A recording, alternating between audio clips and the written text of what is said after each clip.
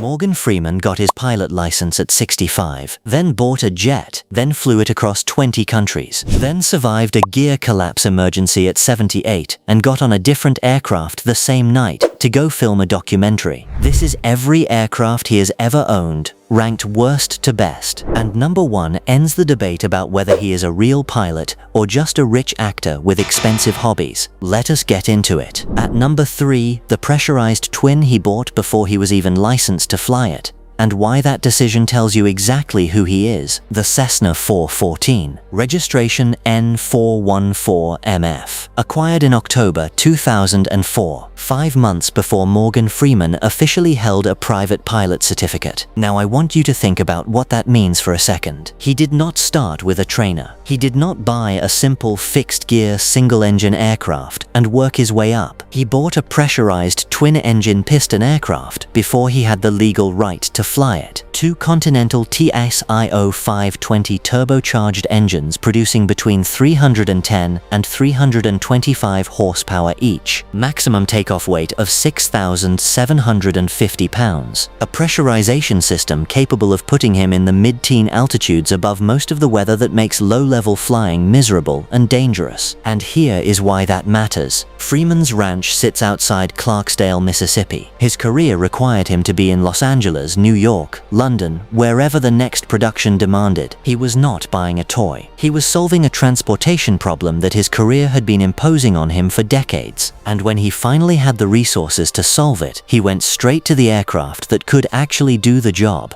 rather than working up through progressively more capable machines like most pilots do. That is not impatience. That is efficiency. He knew exactly what operational capability he needed, and he acquired it before he could legally operate it himself. Because by the time he was licensed, he wanted to step into an aircraft that was already ready to work. He kept the 414 in his fleet for years, using it for shorter regional missions where a jet was economically unnecessary. But he never intended to stop at the 414. Stay with me, because what he moved to next required a level of certification that most private pilots never pursue. And what comes at number 1 required something even beyond that. At number 2, the single pilot jet that required a type rating to fly, and the moment he walked into the largest aviation event in the world and immediately analyzed the system running underneath it. The Cessna Citation 501 SP, registration N501MF, acquired in September 2005. The SP designation stands for single pilot, and that matters because most jets in this performance category require 2 certificated pilots on the flight deck at all times. The 501 SP was specifically engineered so that a properly rated owner-operator could fly it alone as pilot in command. But to do that legally, you need the CE 500 type rating. A type rating is not just a written test. It involves formal training in a full motion simulator,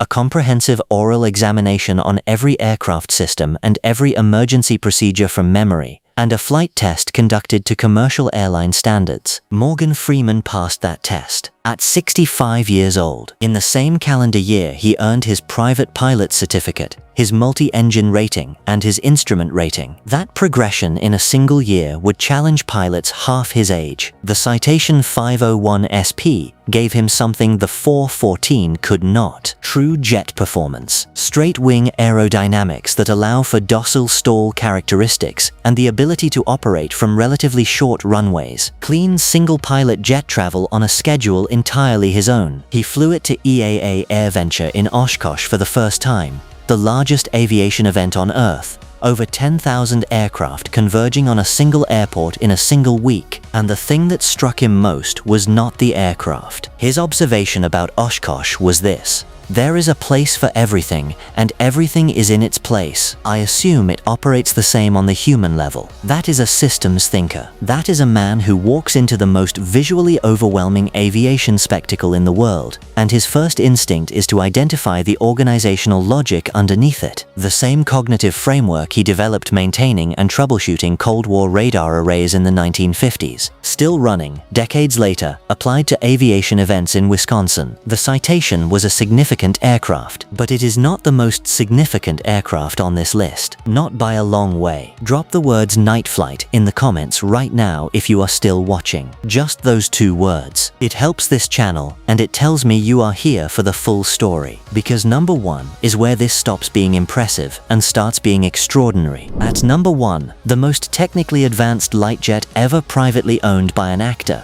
The night a tire blew on takeoff. And the reason the debate about whether Morgan Freeman is a real pilot ends here. The SyberJet SJ30, registration N30GZ, serial number 10, acquired in 2009 for approximately $8.3 million.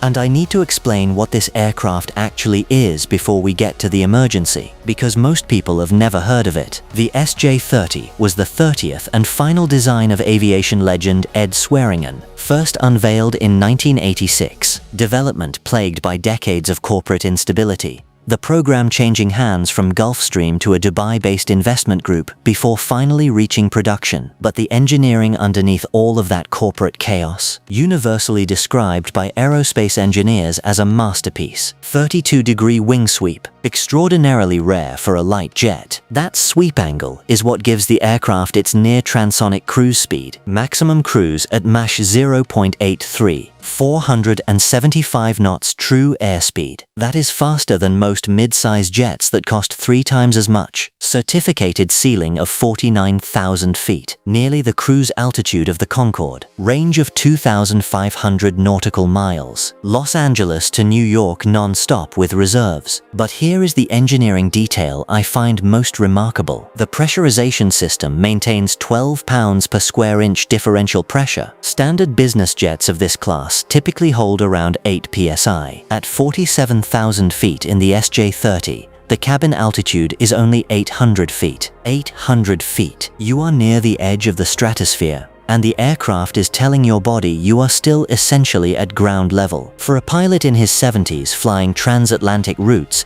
that is not a comfort feature. That is the system actively protecting his cognitive performance at altitude, so he arrives alert enough to fly a complex instrument approach at the destination. Freeman flew serial number 10 across more than 20 countries while promoting the film Invictus. Over 60 hours in the left seat across international borders in one of the most sophisticated light jets in the history of civil aviation. But here is what I keep coming back to when I think about this aircraft. December 5th, 2015. Freeman is 78 years old. He boards his SJ30 at Fletcher Field in Loyan, Mississippi. His designated pilot, Jimmy Hobson, is in the left seat. Destination, Sugarland Regional Airport near Houston, Texas. A National Geographic documentary shoot. During the takeoff roll, at near rotation speed, the main landing gear tire blows. I want you to understand what that means in physical terms. A tire blowout at rotation speed in a swept-wing jet induces violent asymmetric drag on one side. The aircraft wants to yaw off the runway immediately. The flailing rubber debris can damage hydraulic lines running through the gear assembly, and at that speed, if the pilot does not apply correct rudder input instantly, the aircraft departs the runway at full takeoff speed. Hobson managed it. He held the aircraft on centerline,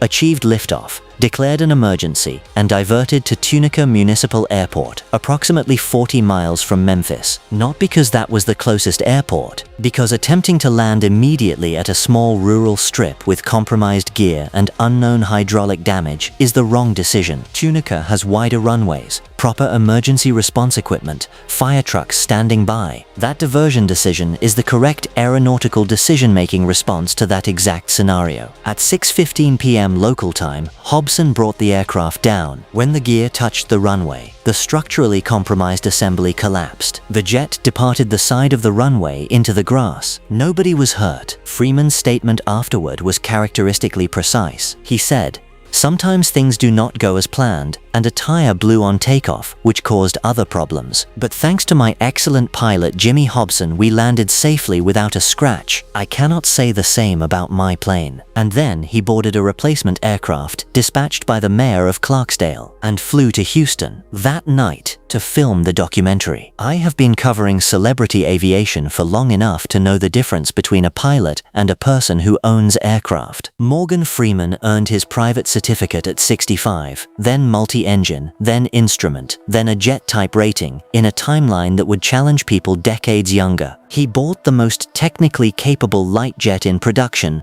because he understood what the pressurization system would do for his physiology at altitude. He survived a gear collapse emergency at 78 and treated it as a logistics problem to be solved. He also got suspended by the FAA for an altitude violation in 2004, 5 months before his private certificate, because the airspace system does not have a celebrity exemption, and he was a student navigating complex airspace. He took the suspension. He completed the training. He kept going. That is the actual record. Tell me in the comments whether that earns him a place among the great celebrity pilots, or whether getting started at 65 disqualifies him regardless of what came after.